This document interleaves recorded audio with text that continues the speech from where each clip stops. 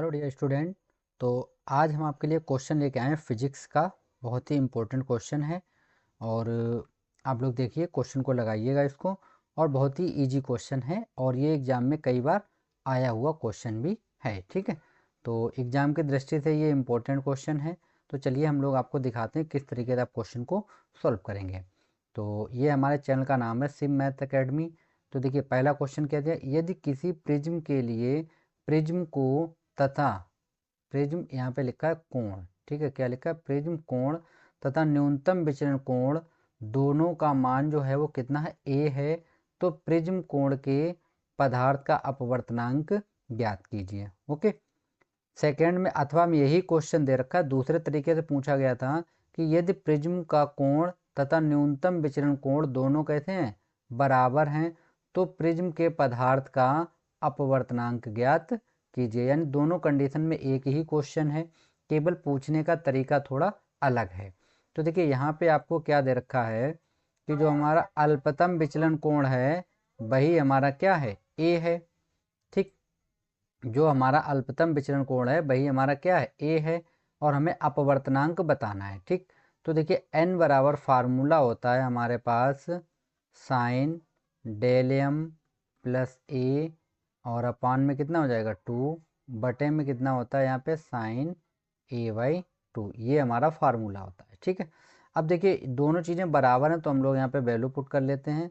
तो हम लोग यहाँ पे रखेंगे, देखिए साइन यहाँ पे हो जाएगा ए प्लस ए, और अपान में कितना हो जाएगा 2 बटे में हमारे पास रहेगा साइन ए बाई 2। ठीक है, तो ये हमने वैल्यू यहाँ पे पुट कर ली।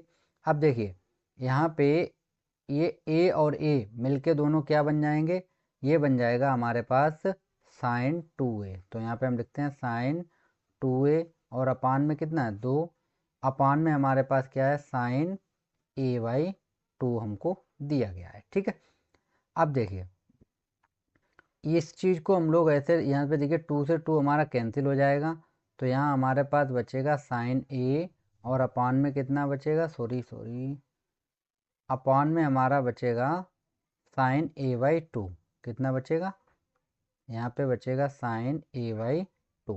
ओके, अब देखिए एक फार्मूला होता है हमारे पास। फार्मूला क्या होता है, देखिए मैं यहाँ पे लिख देता हूँ कि sine A by 2, sine A by 2 अगर हम फार्मूला लगे, लेकिन हमें यहाँ पे चाहिए किसका वैल्यू, साइन ए का। तो हम साइन ए का फार्मूला लगाएं तो होगा 2 साइन ए बाई 2 हो जाएगा, और कॉस ए बाई 2 हो जाएगा। ठीक है, तो चलिए यहाँ पे हम लोग फार्मूला लगा देते हैं। तो देखिए n बराबर हमारे पास हो जाएगा यहाँ पे 2 साइन ए बाई 2, और अपॉन में हो जाएगा यहाँ पे कॉस ए बाई 2, और अपान में कितना है हमारे पास साइन ए बाई 2।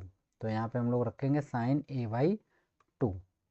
तो यहाँ पे मैं रख देता हूँ साइन ए बाई 2। तो देखिए इससे ये चीज़ हमारी क्या होगी, कट जाएगी।